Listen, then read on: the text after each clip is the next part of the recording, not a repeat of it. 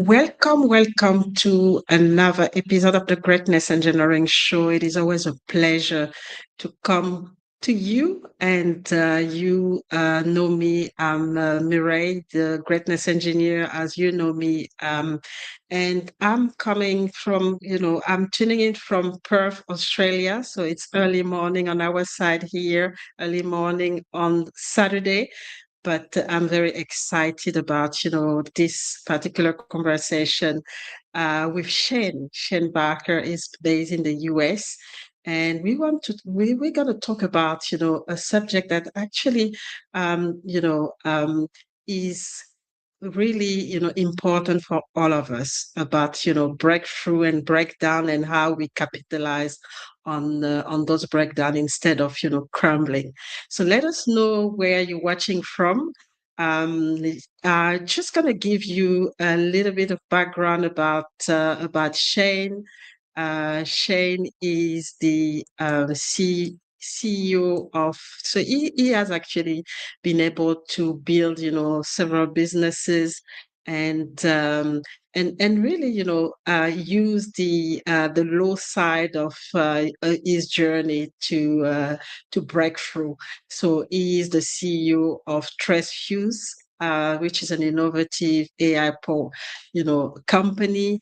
He will be able to tell us a little bit more about it.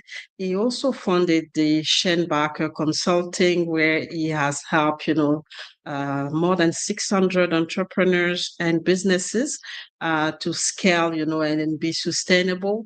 And also, he also has a, podcast. So he's the host of the Marketing Growth podcast, featuring, conversation with world-class leaders, business leaders, and, been featured in some very, prominent magazine, the like of Forbes and Vincent. So he will have the opportunity to let us know, to add to this introduction. And you will have the opportunity to ask him questions as well about, all of this. So let us know where you're watching from. Don't hesitate if you're watching live to, be part of the conversation. This show is for you. This is the platform where we bring leaders who will inspire you to go to the next level of your greatness. So let's bring Shane now and have, this anticipated conversation. And I'm really, really looking forward to have him with us today.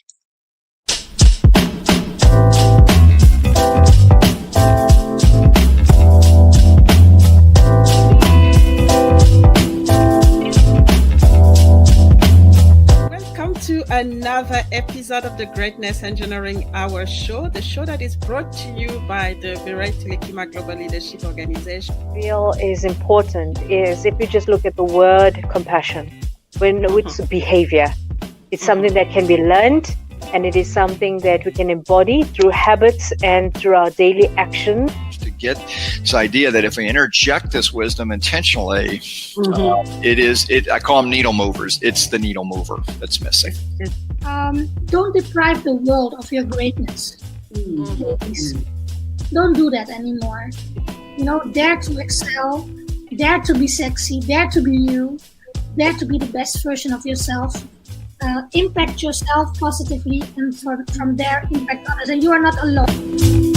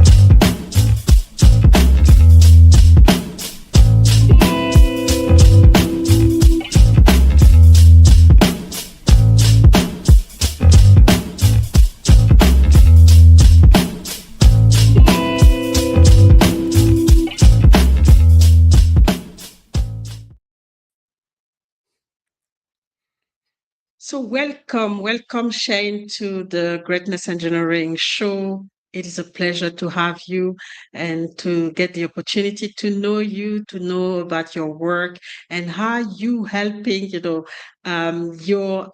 audience or people around you, your network, to go to the next level of your greatness. So just wanted, before we start the conversation, I wanted to know if you want to add to, the introduction that, I gave about you, anything that I missed out that, the audience needs to know about you. Yeah, no, the introduction was amazing. I do have a few other accolades. I used to teach at UCLA as well. I created the influencer marketing program there, and I've just been in the digital space for, well, you can see the gray in the beard, for at least 25, 30 years, so I've got a little knowledge there, but you're really excited about being on the show today. And once again, I feel very honored. Thank you so much. Fantastic. And we are really happy to have you today. And especially, we all go through, high and lows. And it's really about, how do we manage those, difficult moments and how we capitalize on those to help us to, to excel and go to the next level. And, obviously you have quite a lot of accolade. We know about the award, we know about your business, your achievement. That's what we see right now. But it can be a very difficult journey. So just wanted to know, how was your life before all the success and everything that we see right now? Yeah. So, it's funny. So growing up, I've always I was kind of raised to know that, like, at the end of the day, it's like you're in charge of your destiny, right? I mean, there is a destiny, and there's a journey, and there's a certain path that has been given to you. But at the end of the day, I mean, we always talk about, preparation and luck being a lot of those things of, like, hey, if you work hard and, you do things, there can be certain things that you're doing that at a certain time can really take off, and sometimes they don't. And I think, when I talk to entrepreneurs and do a lot of consulting, I always tell them, hey, listen, like, when you have, what most of the world would deem as a failure, maybe you didn't make money or you close a business down, those are all learning lessons. Those are all foundational. They'll build you up to what you're going to be in the future. And so, even though some of them can be big ones, you could, owe up somebody a lot of money. There can be, you can grab financing. There's a lot of things that can happen there that you feel like, man, this is a big failure. But at the end of the day, those are building blocks, right, for on who we are today. And so, when I jump on podcasts, and I do a lot of podcasts on a lot of, speaking internationally, I always tell people, like, hey, we don't have enough time to talk about my failures, right? Like, we get on the podcast and I talk about my successes, and you go, wow, this guy's been nothing but successful. It's the podcast is only an hour. If it was 10 hours, I could talk about 9 hours and 59 minutes of my failures, right? Because there's a lot of them. And I think it's important to embrace those, right?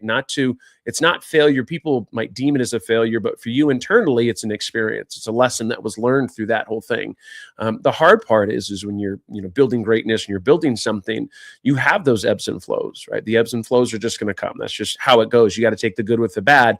And you got to figure out, hey, if you have something bad happen, then how do you handle that?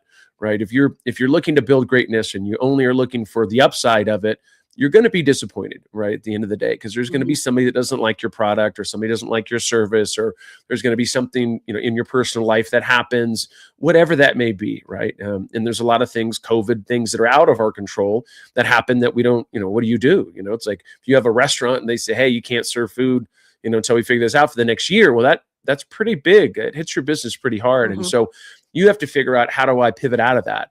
And I think that's one of the things of building greatness and also being an entrepreneur is, when life swings at you, how do you handle that? Right? Is it like, oh, you're going to be down for a week, or you're going to be down for a few hours and say, okay, I got to figure this out. The reason why I'm doing this is because it's not for the lighthearted. It's not easy to do, right? It's hard to do. That's part of the reasons of opening, whatever it be, a restaurant, or starting a service-based thing, is, guess what? You're doing something. If it was easy, then everybody'd be doing it, right? And so that's really, really important to soak in, because if it was easy, if you had a million competitors, well, guess what? That's going to be a lot harder. Well, you're doing this, and you're taking those those punches that life is giving you, and you figure out how you're going to handle that, and then how you're going to turn that into something that's going to help make your business stronger. right? Because we launch, we do things, but things happen, life happens. And so you have to figure out when those things happen, how do you handle it? Do you put your head in the sand and go, oh man, oh poor me, and you're down on yourself for another week, which is fine. That's also can be therapeutic as well. But then you have to figure out, hey, how do I get back on the horse, right? And so if you want to build greatness and you want to build a legacy, you just have to figure out how to be perseverant, in those times of hard times, because they are going to come. I promise you that. That's the only guarantee. Mm-hmm. But you got to, take those as a learning lesson. It's all your perception and how when something happens to you, it's what you think in your mind of like, hey, this is an opportunity, or, oh my gosh, I'm getting beat up again, right? Like that is a mentality that you have to really, really soak in and say, okay, hey, how am I going to get around this and be able to make it happen? Mm-hmm. And that's the key, really. You talked about the pivot when things are not going as planned. Continue to be resilient. Continue to believe in in what we're doing and pushing hard. But sometimes you can also push so hard that you can burn out. And as entrepreneur, we often praise the fact that we're working hard, we longer hours, sacrificing, and it is really there. And so how do we recognize the sign? What is the limit, where we can break down as well? Because, we are human beings, and sometimes there are things that we can't really manage, even if, we are strong and resilient. So what are the signs, where you realize, okay, it's not sustainable anymore, I need to shift? What are the warning for us to to pick up and be able to manage this transition when the burnout is closed? Yeah. So I can speak from firsthand experience on this one. I mean, I had a company by the name of US Loan Auditors. And that company we started in 2000. It was right around the mortgage collapse in 2008. We started right around that time. But anyways, the reason why I started the business is we actually scaled it from 0 to about 130 employees in 2 years. And so we got an evaluation of 25 million. It was a big company. And we were helping people that were put in bad loans. And the reason why I'm telling you about this story is because I was working easily 18, 20 hours a day. And I'm talking every day, 7 days a week. I was about 40 pounds overweight. Anything, I was just eating at my desk. I was not spending time with family like I should be. I was drinking, energy drinks all the time to be able to help, get myself in theory to the next level, to be able to do more things. And I can tell you, I didn't really master the art of delegation as well, even though I had 130 employees. And so there was a lot of things that I was doing and thinking, hey, everything's got to go through me. Well, if you have 130 employees, not say that I didn't have help, because I had an amazing management team and everything, but I'm asking for it, right? You're asking if everything has to go through you. When you become that bottleneck, then what happens is that's when the stress starts to go really through the roof, because you want things to go faster, but what you're realizing is that everything has to go through you. And so I got to a point that, I was so stressed out about business and everything. I wasn't doing walks. I wasn't working out. Once again, I was definitely heading in a bad direction. And I will tell you the way that things turned around for me was delegation. But we also, and a lot of people don't know this story, I'm telling you guys about it today, is that I got sued by the Attorney General for $60 million because of what some people had said about my business, and said that it was we were doing bad things, all this stuff. And once again, you talk about, if you're worried about getting, let's say, a bad review and that puts you down for a week, I got sued by the Attorney General, right? And guess what? They have a lot of money, and they were coming after me, and I, had money, but I didn't have enough money to fight the government. So anyways, long story short is I ended up winning the case after about 2 years. And that's not the point of telling you the story today, but what I'm talking about is engineering greatness. These types of things happen. I really hope that nobody gets sued by the Attorney General, because that's not, you don't get, there's no training for that, right? I mean, when it happens, it happens, and you're like, oh, here I am. You didn't ask for it. You can't get out of it without legally getting out of it. And so we were able to get out of that. But my point of that was the way, because of that happening, that made it so I didn't work as much. And that was kind of my aha moment, where I actually had my mom come to me and say, you know what? She didn't really say that she was happy I was getting sued by the Attorney General, because that wouldn't be a good mom comment, right? But what she was saying is, I'm actually glad that you had to slow down, because I was worried that you were going to have a heart attack and going to die. Because I was very, very much like, I'm talking, I would go to bed at, 2 a.m., 3 a.m. I'd wake up at 6. I would jump on my computer again, and then I would be there all day long, other than, bathroom breaks that I would, even push those off. I mean, I was a workaholic, to say the least. Right. And so what I realized because of that whole thing and the way that I was running things is the art of delegation, but also understanding that, hey, when you delegate stuff, that's important. And then understanding the communication and how you're going to be able to train people to be, is almost as good, I say as good as you, if not better than you. I mean, I also hire people that are smarter than me. That's another thing that I do. Cause I mean, why would you not want to have somebody around you that helps, take your business to the next level? I think that's a good trait of a good leader, is somebody that's not worried about having people around them that are smarter than them. Some entrepreneurs want to be the big dog in the room, and they don't ever want, they don't want that competition.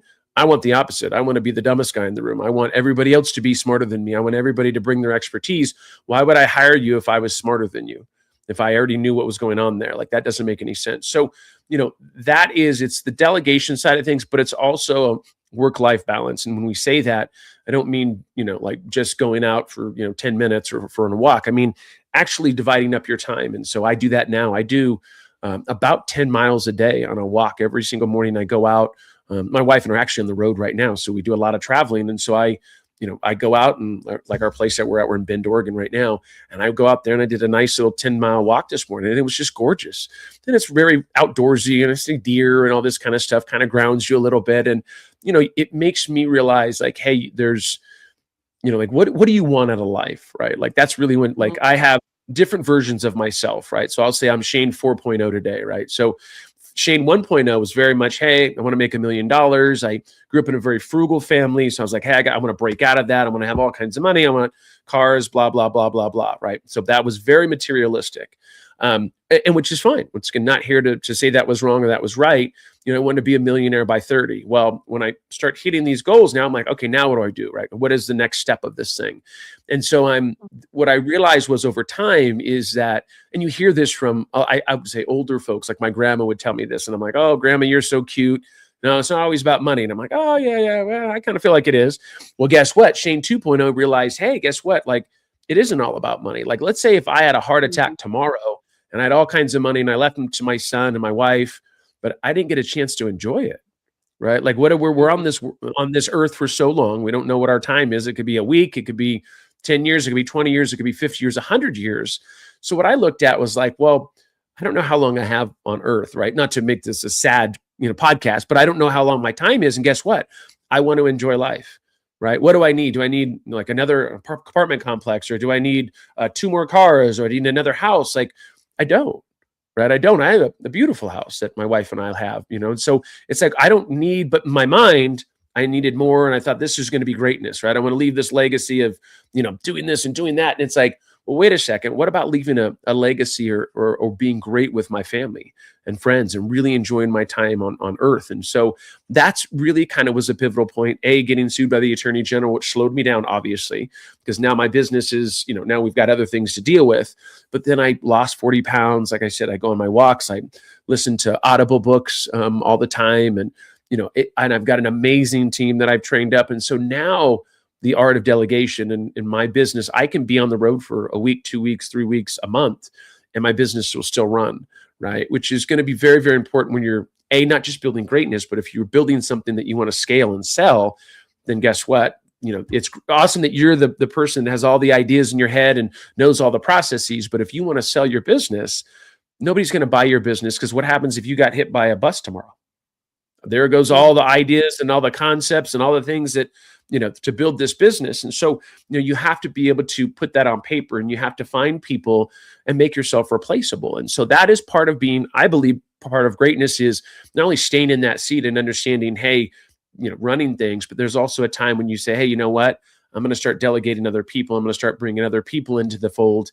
And then guess what? Your business doesn't shut down if you're gone for the weekend or anything like that. So that for me was the pivotal moment, right? Like the getting sued by the attorney general and then coming in and saying, hey, there's got to be a better way of doing this, right? Like I don't want to have 130 employees because I was constantly putting out fires, amazing people, but I have now a very small agile team for Trace Shoes. And it's a very, very nimble, small team, but we're mighty.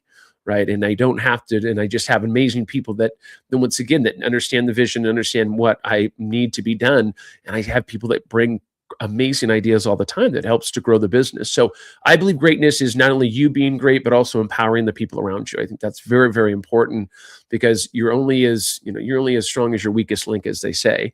And so I empower my people to, I'd love for them to be with me the rest of my life. But guess what? If they decide to go off and do another business or something, I tell my employees, hey, I'll help you do it.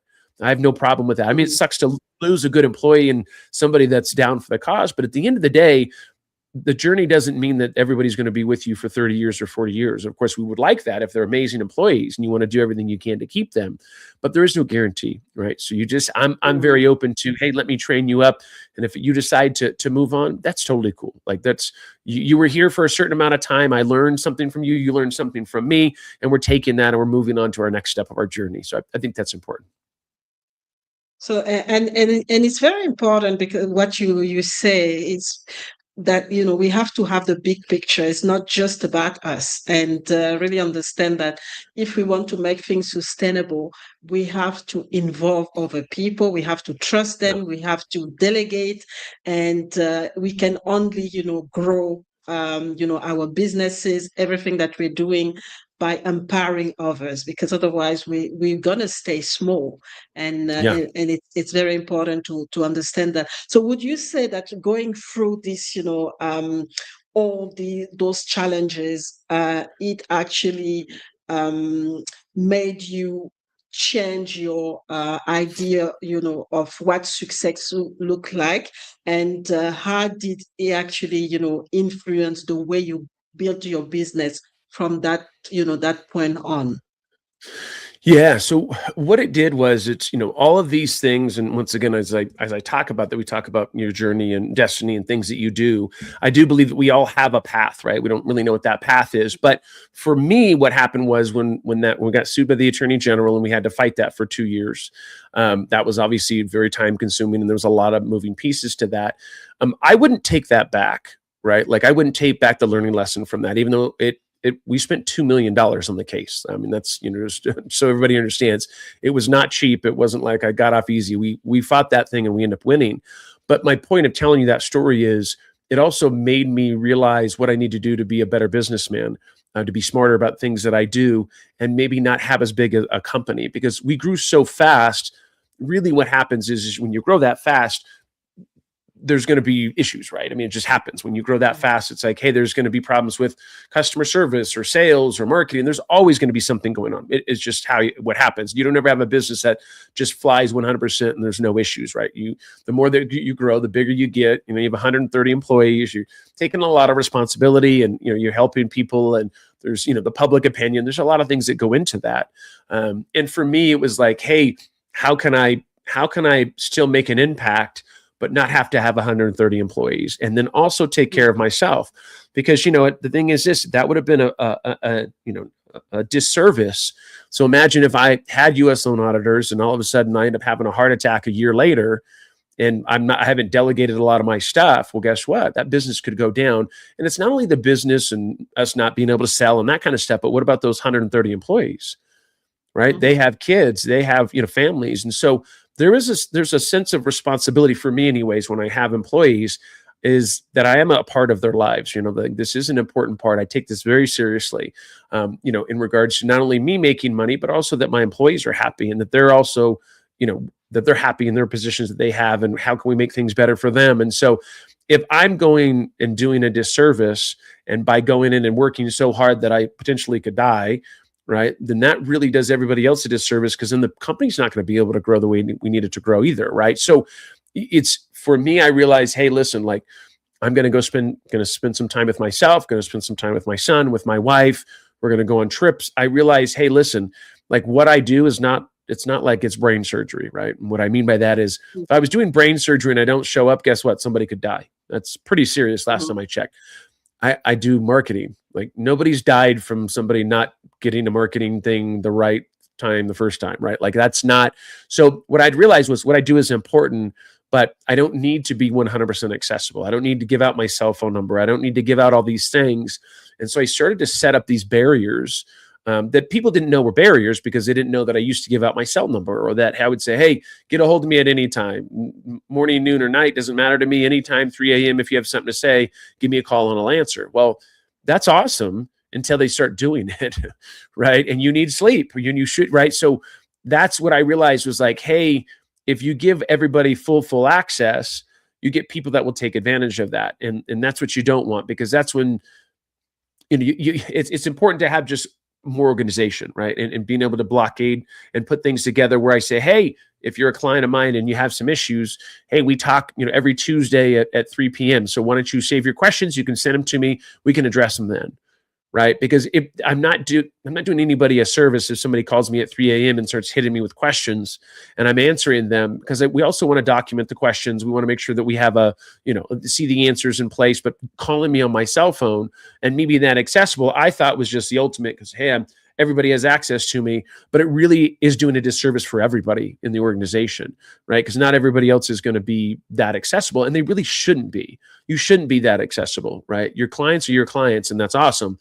But if you don't set up some kind of parameters, it's like dating. If you don't set up some kind of parameters with dating, I've been married 23 or 20 years, so I don't remember dating, but I've heard, back in the day when I dated, you got to set up some parameters here with anything you do in life, and and stick to those, because you have to figure out what's best for you and you spending time with, whether if your family, your friends, or whatever that is. And maybe you don't want to do that. Maybe you just want to focus on your business. I did that. I'm not saying it's the wrong way to go.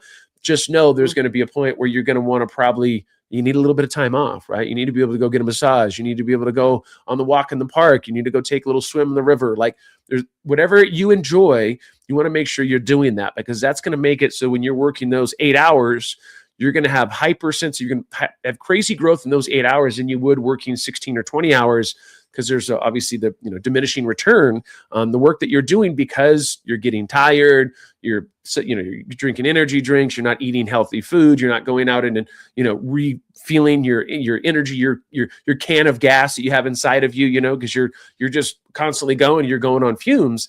You're going to work a lot better and a lot smarter if you go in and you replace that with whatever it is, right? Reading a book, resting, taking a nap. It doesn't really matter. I'm not here to tell you what you need to do. It's just take some time for yourself. That if you're going to be great, you do need to have that. It's very, very important. And that's basically the mask in the when you take off in the plane, you have to put the mask for yourself if there is an issue before you can help others. And that's exactly what you're saying, is you have to take care of yourself if you want to deliver, if you want to be successful, if you want to grow your business, and if you want to interact well with people. So we're going to take a break, and then we'll be back to talk a little bit about your business, especially AI, to see how AI can be linked to greatness, and understand a little bit more how you creating that impact, that greatness through your business. So for those just joining us today, my guest is Shane Schenberger. He is based in the US, and we are talking about breakdown to breakthrough in business and life. So don't go anywhere. We will be back in few minutes.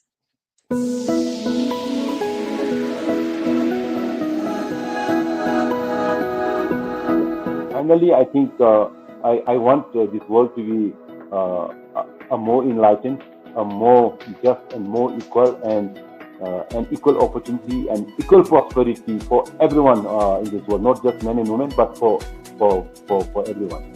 Shared core values, shared activities, shared goals, it would actually help to solidify the relationship. And you can also use that as a kind of test for you when you want to get into the relationship. If the person doesn't have shared goals with you, chances are that the relationship is not gonna last. If the person doesn't have shared activities, that means you won't enjoy each other's company. You won't want to be with them because you don't want to do the same activity with them. And then if you don't have shared core values, then again, if you have differing core values, that also might just be the beginning of the end. Every one of us is connected to what is happening in human trafficking. If it's not your immediate daughter, niece, granddaughter, you know somebody that is. One child that is trafficking impacts us globally. So let's stop it and let's all get connected. Your voice matters. You just sharing the message matters. So let's all say that we have a personal mission to stop human trafficking and to make sure that humanity is equal and treated fairly across the world. Sometimes you're going to be scared and you just got to keep going, even if you're scared, because on the other side of being scared is your goal, is the success. So anytime I'm doing anything, don't think because I have on my red lipstick from the Lip Bar and my hair is perfectly curled that I have it all together. Inside, I'm going, oh no, oh no, oh no. I'm scared the whole time. But like I said, I don't give up. So to everyone out there who's listening, this is an amazing platform because I'm sure everyone who has come on your show has the same type of strength I have, which is not giving up when it's hard and not giving up when they're strong, and just to keep going. And that is what is so important. As my grandmother said, keep on keeping on. And that is something we can all live by.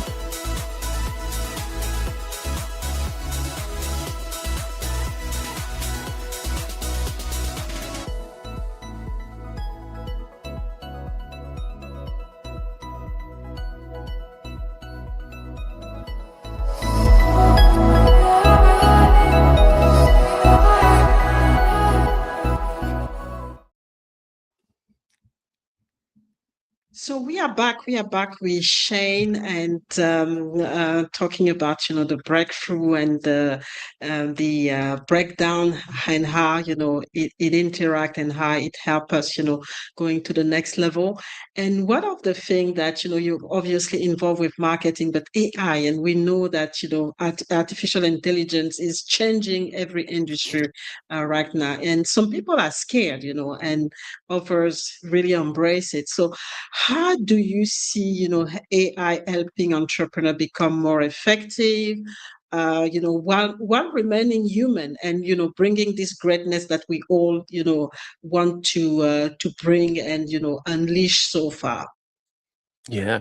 So I don't, for me, obviously we do use AI with TraceViews. That was the reason why we started using AI is because so what TraceViews does is we help Amazon sellers remove critical reviews or reviews that violate Amazon's own rules, right? So if they cuss in a review, no matter what the review says, that's a review that should be removed. And so we help Amazon sellers, file those cases or send emails to Amazon. So what we do is very simple, but we were the ones who started the industry. We were the first ones to be able to do it. Then what happened was we started getting a lot of customers, and we have humans that were looking at all the reviews. Well, guess what? With humans are awesome, right? I'm a human. Last time I checked, you're a human. Like we're pretty cool people, right? I mean, awesome. Humans are good. But what happened was you have the error, right? There's a situation where you can potentially, you only work 4 hours, but you're looking at reviews, and there's an error factor there, and so we have to kind of play into that. And so what we realized was like, well, shoot, if we're looking at these reviews, right, we can pull these reviews, and we know what Amazon's guidelines say, right? We know what that is.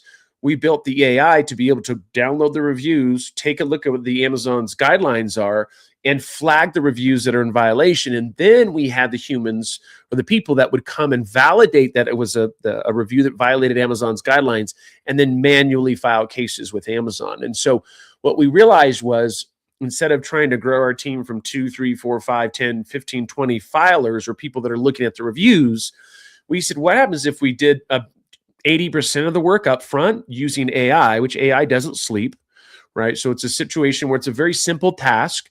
It goes in, it does 80% of the work, and then we have our humans or our people or our filers that will go and take a look at that, and then they'll file cases accordingly. And so for us, when we talk about the art of delegations, we talked about in the first part of the podcast, delegation is important. And so whether you're delegating to a human or whether you're delegating to AI, you just have to figure out when you're doing delegation, how much do you trust either the human or AI, right? That's really what it comes down to. And so if you're not going to go and fire, 20 of your employees and just start, and try to use AI tomorrow.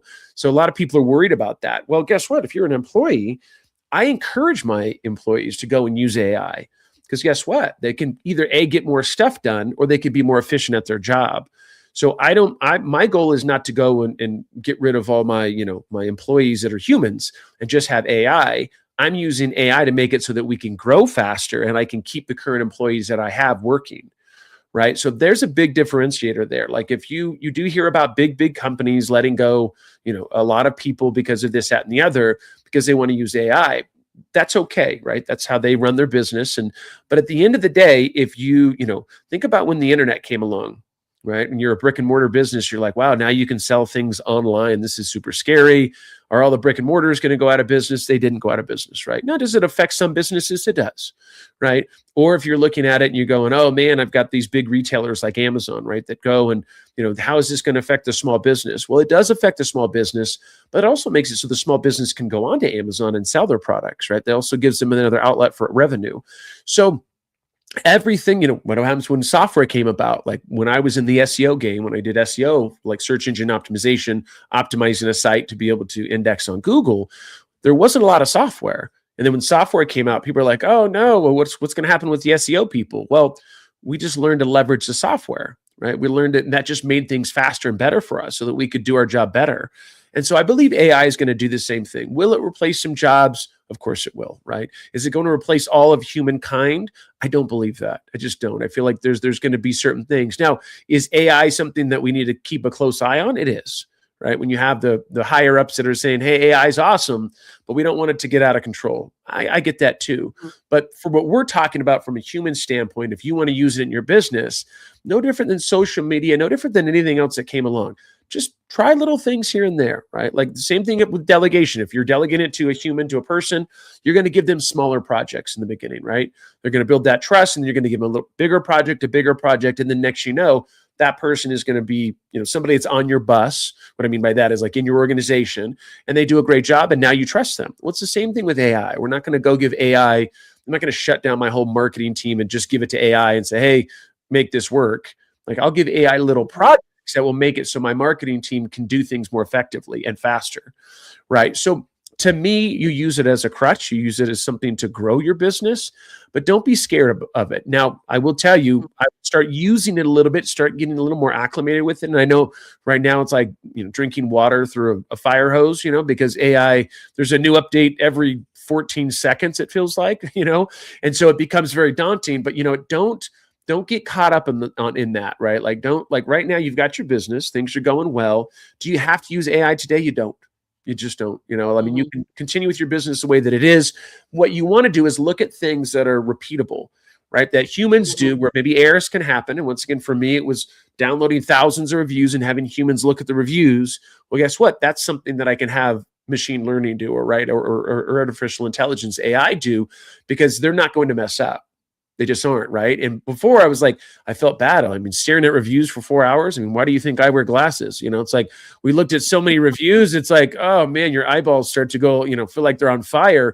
And now I don't, that was a potential risk for my employees too, right? Like I don't want anybody's eyeballs to bleed. Not really. Nobody got hurt looking at reviews. But my point is I don't, I want to, how can I make the job easier for these folks, and they can work longer hours, because they would only work 4 hours looking at reviews because of the margin of error. And it just sucked after 4 hours, to be honest with you. So, AI made it so that we were able to do things better. And so if you want to start with a task that, once again, that you're not going to replace everybody, but you're just going to get your feet wet, try some things, do some things. Hey, maybe create some social media content. Just get your feet wet a little bit, right? But don't be worried. If in 10 years you're not using AI at all, then I would be worried, right? I mean, well, maybe not 10 years, maybe in the next few years, because it's going to happen. It's happening. Yeah. So you can either put your head in the sand and pray that nothing, is not going to come and affect your business, or you can go in there and say, hey, like everything else, that's new. I'm a little nervous about it, but guess what? Let me go ahead and use it a little bit, and make sure good things are happening there, and ask the right questions. And once again, maybe start implementing a little bit into your business to help, scale or get things going faster. Yeah, and things, I mean, it goes quickly, like you said, and we at some point we really have to, to just jump and start using it, because otherwise we'll stay behind, especially if we are entrepreneurs. But the leadership part is timeless, so that's something that we still have, control on, how we lead, how we communicate with people, and so all this human aspect of things is still something that still remain and is timeless. And I just wanted to know, as because we talk a lot about greatness in this show. So how do um any step or principle that you follow to engineer greatness through your work, or through um, whatever you're doing, any projects. So what are those steps, and what are those, things that you think we should pay attention and really pursue? Yeah. So for me, greatness is there's a few things with greatness. For me, it's like, it's not necessarily about my greatness. I mean, my greatness is a part of it, but I don't really care about me. Like, all of my companies, I've had my face on it, stuff, but it's not because I'm want to just tell everybody that I'm great. It's because I've built out a community online, and people know who I am, and that helps me with growing my business. But for me, greatness, there's a number of things that play into that. It's doing a service that is valuable for me, for entrepreneurs, right? Like, I know that if I'm having an issue with something, if I build a company and this can help a company grow, or be able to improve or feed their family, then I think that's very, very important. So for me, there needs to be either a social or a feel good thing about what I'm doing, right? It's not always about money for me. When I was younger, it was, hey, I got to make $1. That was my big thing. Now that I'm older and, I'll say wiser, I guess we can use that term. Then I look at it like, well, hey, if I'm doing good things and I'm treating people right, and if I'm bringing on amazing people and helping those people and helping their families by, empowering them and making them better people, to me, that's greatness.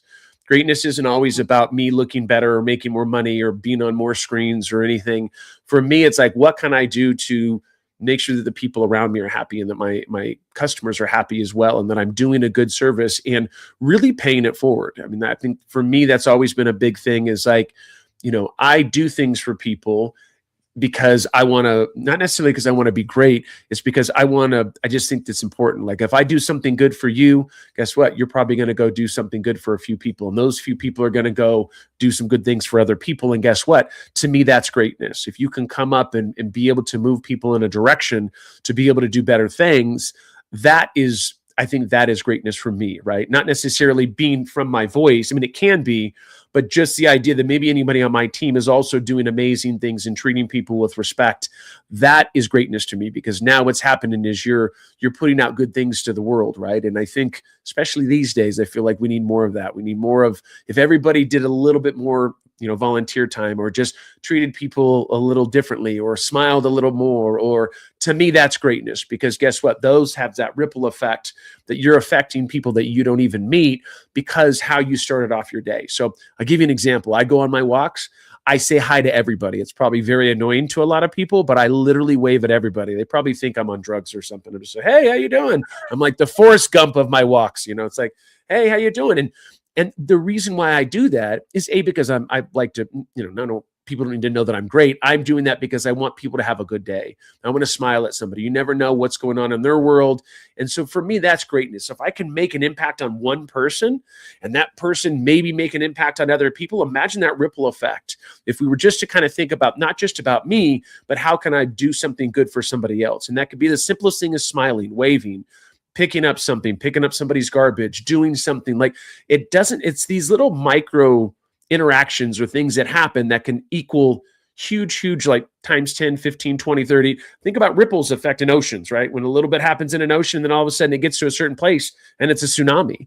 That's because of little actions that you take, these micro actions. And I think it's very, very important. And if we did more of that, that to me is greatness, because guess what? You're the emphasis, you're the start of something big. and you're doing something that's positive that's going to affect other people, to me, that's greatness. Fantastic, and that's really really powerful. And just wanted to follow since we're talking about this greatness. What is the legacy that you want to leave so far? Because obviously, when we talk about greatness, the next step is the legacy. How does it look like? When they're gonna talk about you maybe 20 years from now. What do you think they'll say and you want them to say, basically? Yeah, for me, when I was younger, legacy was, like, oh, I want to be named after this or done this or be, it was more of, I think it was something to feed my young ego. I wanted to be successful. I wanted to make more money. So I believe there was some ego involved with that. Not to say I don't have an ego today, but I've definitely done a lot of different things to kind of taper it down and say, hey, it's not about me, right? It's about, there's a lot of other things that the things that I do can affect people. And so for me, my legacy is not, I don't need to be named after a park. I don't need to be named after, a building or anything. That's not really a legacy to me.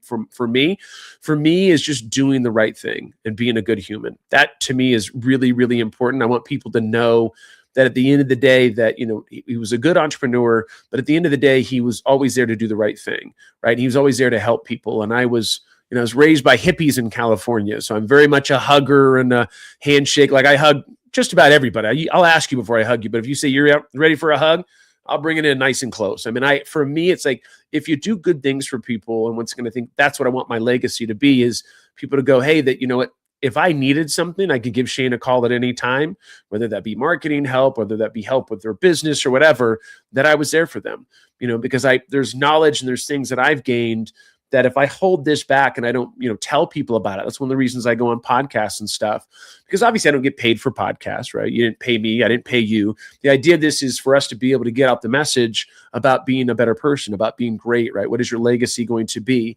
And not saying that the legacy, if it's not what my legacy is, that it's not great. My legacy back in the day was, hey, it should be money, this, and this. And now it's like, hey, what can I do to make an impact, right? If somebody needs something, reaches out and says, hey, Shane, would you be able to help me with this and give me a half an hour of your time? Guess what? I do it. Hands down. Don't even think about it. The reason why is because you never know. I had people on my journey help me, mentors that came along that just give me a half an hour of their time to be able to help put me in that right direction. So I feel like I owe that, right? And I want people to know that, hey, I'm always going to be here for them. And if they need anything, once again, I want that to be my legacy, of people to remember that, hey, Shane was a very caring person, caring individual, loved his family, but also was there to help people if they needed anything. Fantastic. And it's really about you talked about impact, and an impact that can outlive you, because that's really what it's all about. So we're going to have another break and just come back to conclude on this amazing conversation. So for those watching again, if you're joining us, we are with Shane today. And we are talking about, breakthrough and also breakdown, and how, we can empower ourselves and capitalize on those breakdown to go to the next level of our greatness. So don't go anywhere. We will be back in few minutes.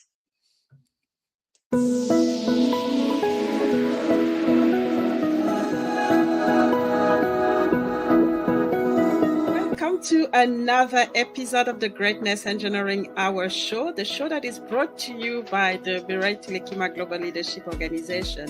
When I left Disney, I met lots of people who are entrepreneurs and just said, look, I'm starting. What advice do you have for us? And I got some great advice. And there was a few things that were key. First of all, and as you saw in the video there, keep it simple. Be simple about what problems you solve. What are you hoping for? That means that there's a future.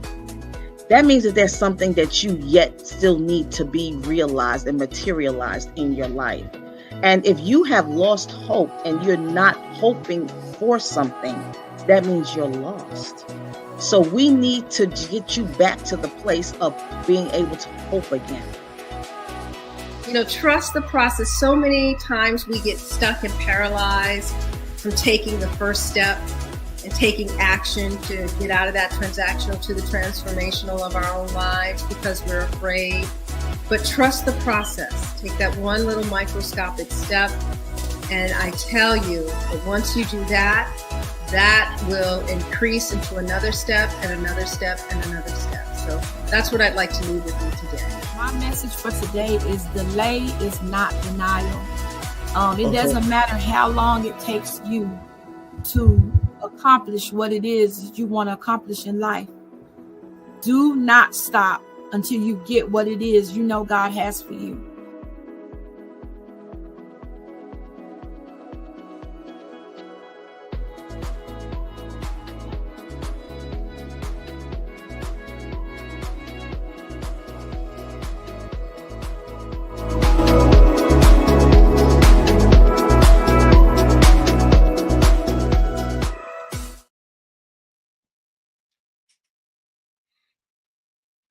We are back with Shane, and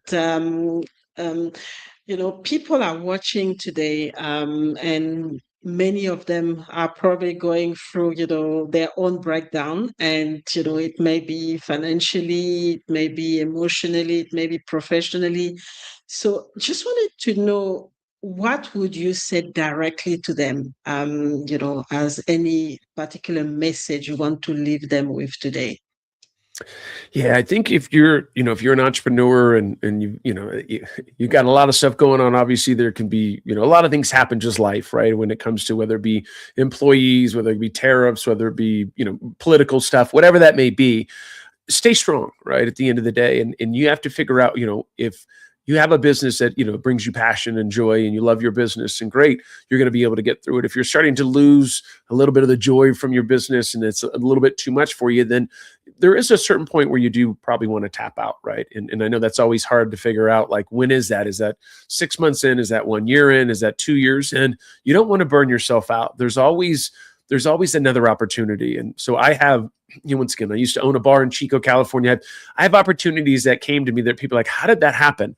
I have no idea, right? It was just something happened, something fell in my lap. It made sense. It was interesting. And then I decided to pursue it. So just know that, like, listen, you're going through a lot right now.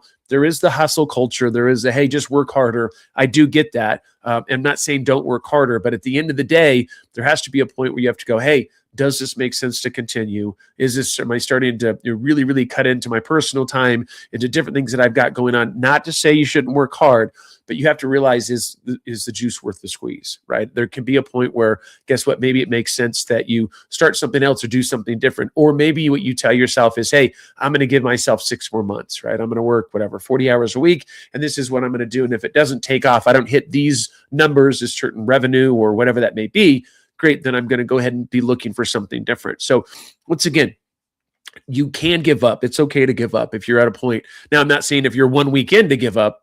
You got to give it a little more time, right? We got to give everything. Everything doesn't happen overnight, right? So you have to look at, if you're building a community, you're building a business. If you've only been doing it for a month, guess what? You still need to put some more time and effort in, but you want to make sure you're putting that full effort in, and then understanding, putting together what we call KPIs, right? Key performance indicators, so that, hey, if you want to be successful, these are the things that you need to do. And once I hit this, great, then I'm going to do this, and this, and making sure you have a roadmap to better understand where you need to be successful and what you need to do to get there. Fantastic. And it's, just amazing, refreshing to hear this kind of message, because it can be really challenging to be an entrepreneur, even just, even to be a parent, or to be, Yeah. in a relationship. So it is important to have those positive message to, to help us to keep going, and to understand that, things happen, and we just have to keep going, and find a different way to, to make sure that we get back on the right path. So thank you so much for such an inspiring, conversation, and for all, the insight, and, sharing your experience with us, being really honest about, what you went through, and how it has, empower you, not only empower you, but empower people around you, and not empowering our, our audience today. So just wanted to know, how do people connect with you, and if there is anything that is happening that we should be aware of so far? Absolutely. So yeah, you can reach out to me. My email is just shane@shanebarker.com. That's my personal website. Or it could be shane@tracefuse.ai, which is my Amazon base, where we help Amazon sellers remove critical reviews. But if you want to kind of hear me on a daily basis or read me on a daily basis, really LinkedIn. It's really, I have about almost 37,000 followers. I do about 1 million impressions a month there. So I write a lot about Amazon, about business, being, an entrepreneur, all those fun stuff. So please go out to my LinkedIn, just put in Shane Barker. You'll see a guy with hair and big old beard and red beard, and you can't miss me. I'm there. So once that happens, you can follow me there. And if anybody has any questions, as I said earlier, please reach out to me. I'm an open book and would love to help. Fantastic. So if you have any question, don't hesitate to reach out to Shane, connect with him on LinkedIn. It's a preferred platform, but if you want me to connect you, I'm also available, and we are here to help you to go to the next level of your greatness. And that means that we share our experience, we share our expertise. And as Shane was saying during during this conversation, is it's not about us, it's about empowering others, so that we can leave a legacy and help you to grow as well. So um, thanks again for your time today, and I hope that we'll be able to have you back at some point to share again. Obviously, 1 hour is not enough with everything that you do, but we'll be more than happy to have you back. So thanks for those who are going to watch the replay, and as mentioned, if you have any questions, just reach out. And today conversation encourage you to really be optimistic about what's coming. Even if you're going through some breakdown, you have the opportunity to stand up again and to build something bigger. So don't give up, and don't let yourself down. And as I always say, don't leave anything on the table of life. Just grab everything and run again. So thank you very much for being with us. And we will be back for another episode of the Greatness Engineering Show next week. And please, don't hesitate to join us. And we will be going to Singapore. So just join us, and we'll be more than happy to talk to another greatness engineer, and help you again with some tips, and some principle and philosophy for your own success. So thank you, Shane, again for being with us. And you enjoy the rest of your day. I think it's daytime in the US right now. So you enjoy the rest of your day, and I'll be in touch definitely. So thank you very much. Thank you so much for the opportunity. You're welcome.